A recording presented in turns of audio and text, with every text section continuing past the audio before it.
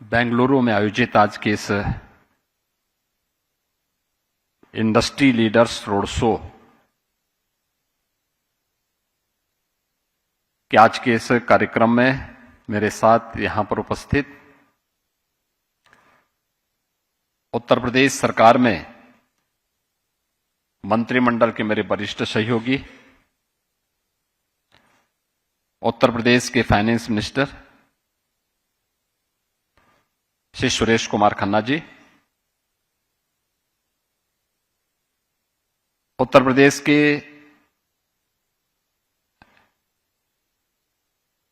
Infrastructure and industry development commissioner Shri Deepak Kumar ji, additional chief secretary industry Shri Alok Kumar ji, principal secretary IT and electronics Shri Alok Kumar ji, Amit Singh ji, CEO ईडा Shri R K. Singh जी,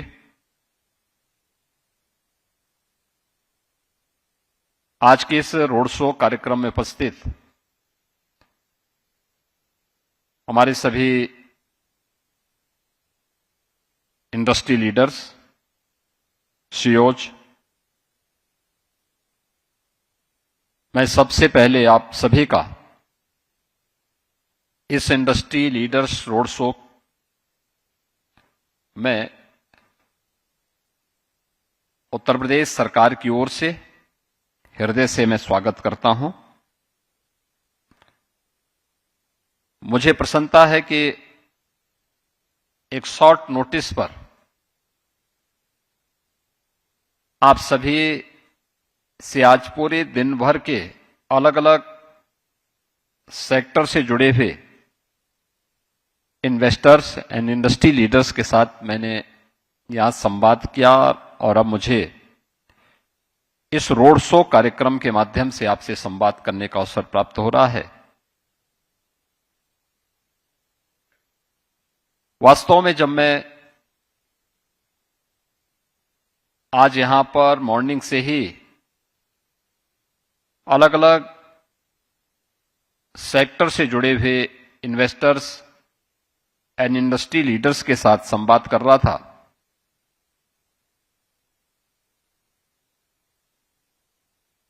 तो हम लोगों ने इस बेंगलुरु को एक गार्डन सिटी से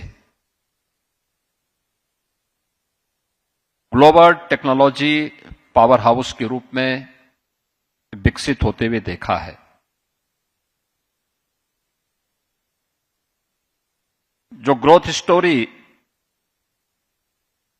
इस बेंगलोर की हम लोगों ने देखा है, इंडस्ट्री लीडर से सुना है, जब मैं इस रोड शो के माध्यम से आपको यहां पर आमंत्रित करने के लिए आया हूं, तो मैं आपको इस बात के लिए भी आमंत्रित करने के लिए आया हूं कि आप सब नए भारत के, नए उत्तर प्रदेश में जो कहानी यहां पर सुन रहे हैं या सुना रहे हैं, उसे आप उत्तर प्रदेश के अंदर भी आज के दिन पर महसूस करेंगे और उसी का एहसास कराने के लिए आज मैं स्वयं यहां बेंगलुरु में आपके बीच उपस्थित हुआ हूं। मित्रों, आज उत्तर प्रदेश भारत के 3S का एक मॉडल बना है, जहां सेफ्टी है, जहां पर स्टेबिलिटी है और स्पीड है। इंडस्ट्री के लिए जो 3 महत्वपूर्ण उसके आयाम हैं, ये 3S का वह मॉडल आज यूपी के अंदर आप सबको देखने को मिलेगा।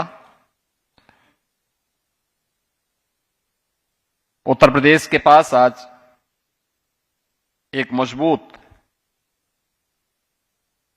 रूल ऑफ लॉ के स्टेट के रूप में यूपी ने अपने आप को स्थापित किया है।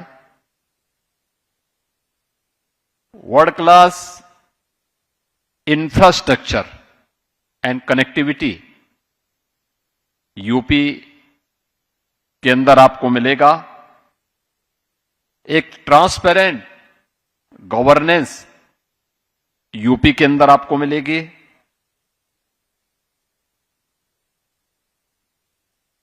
इंस्टीट्यूशंस का एक बेहतरीन नेटवर्क यूपी के अंदर आज के दिन पर आपको देखने को मिलेगा। Skill, talent, technology and investment friendly policies, ये कंप्लीट इंडस्ट्रियल इकोसिस्टम आज नए भारत के नए यूपी के अंदर हम सबको देखने को मिलेगा। हमें गर्व है कि 12 वर्ष में प्रधानमंत्री श्री नरेंद्र मोदी जी के नेतृत्व में भारत ने विकास की एक नए प्रतिमान को स्थापित किया है। अपने परसेप्शन को दुनिया के अंदर बदला है। भारत को इन्वेस्टमेंट के एक बेहतरीन डेस्टिनेशन के रूप में स्थापित किया है। दुनिया के अंदर सबसे तेज उभरती हुई अर्थव्यवस्था के रूप में, सबसे तेज गति से बढ़ती हुई अर्थव्यवस्था के रूप में भारत को स्थापित किया है। और मुझे बताते हुए प्रसन्नता है कि भारत में उत्तर प्रदेश ने पिछले 9 वर्ष के अंदर इस ग्रोथ स्टोरी में सहभागी होने का सौभाग्य प्राप्त हुआ किया है। मित्रों, पिछले 9 वर्ष के अंदर यूपी की इस ग्रोथ स्टोरी को अगर आप देखेंगे तो आपको भी न केवल कौतूहल होगा बल्कि स्वयं यूपी के अंदर आकर के उसे अपनी आंखों से देखने की एक उत्सुकता भी होगी। आज से 9 वर्ष पहले यूपी का परसेप्शन बहुत अच्छा नहीं माना जाता था। एक बिगड़ी हुई कानून व्यवस्था की स्थिति,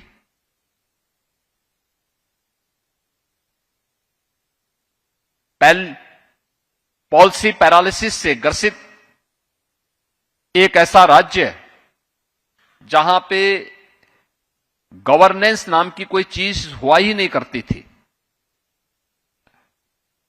एक ऐसा स्टेट जहां डेवलपमेंट की कोई चर्चा ही नहीं करता था।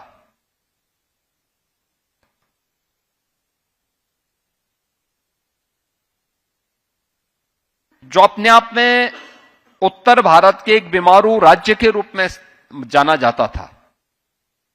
प्लान उसकी नियति बन चुकी थी।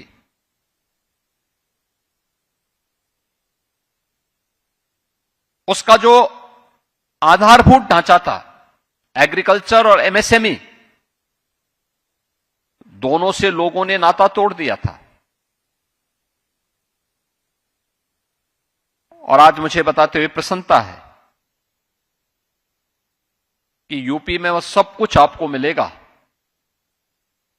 जो भारत की अपेक्षा है। और अगर उन सबको एक साथ हम जोड़ें तो जो यूपी में होगा वह देश के अंदर किसी अन्य जगह नहीं होगा, और जो अन्य जगह है वो यूपी में आपको जरूर मिल जाएगा।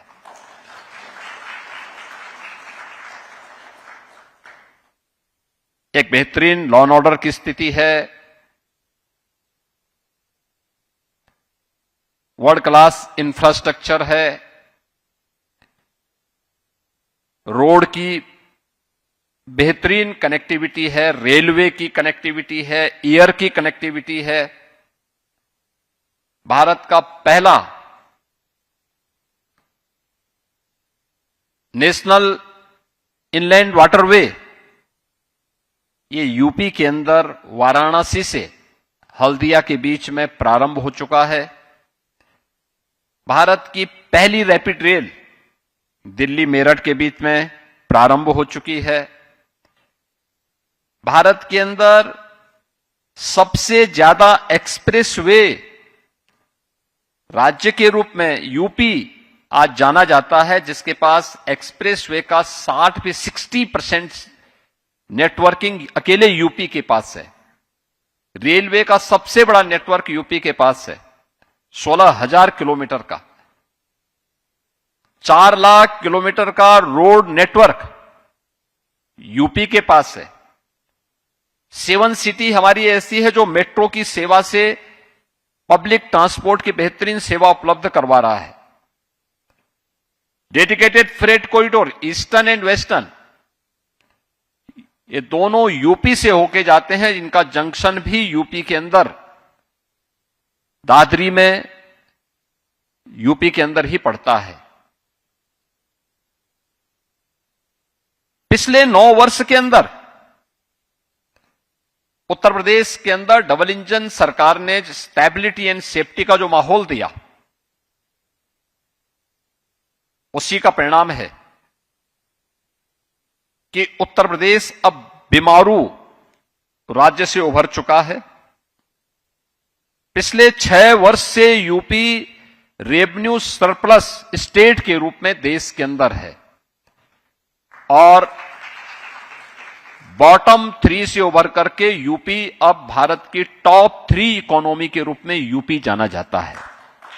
हमने पिछले 9 वर्ष में उत्तर प्रदेश की इकोनॉमी को 3 गुना बढ़ाने में सफलता प्राप्त की, यूपी की पर कैपिटा इनकम को 3 गुना करने में सफलता प्राप्त की और अब मैं कह सकता हूं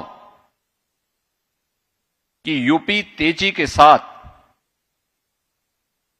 उन सभी सेक्टर्स में इन्वेस्टमेंट के लिए अपने इन्वेस्टर पार्टनर्स को आमंत्रित करने के लिए मजबूती के साथ आगे बढ़ा है। 36 सेक्टोरल पॉलिसीज के साथ यूपी ने प्रत्येक सेक्टर की पॉलिसी के साथ साथ एक व्यापक लैंड बैंक वहां पर उपलब्ध करवाया है। 75,000 एकड़ का लैंड बैंक। हर एक्सप्रेसवे के किनारे यूपी के पास एक्सप्रेसवे से जुड़े हुए 27 ऐसे स्थलों पर industrial and logistic cluster develop करने के लिए हमारे पास लैंड बैंक मौजूद है। सबसे बड़ा इंडस्ट्रियल सिटी हम लोग बीडा के रूप में डेवलप कर रहे हैं। अगर आज के दिन पर आप देखेंगे तो यूपी अपनी डेमोग्राफिक डिविडेंड के लिए यानी 26 करोड़ की आबादी के लिए ही नहीं जाना जाता है।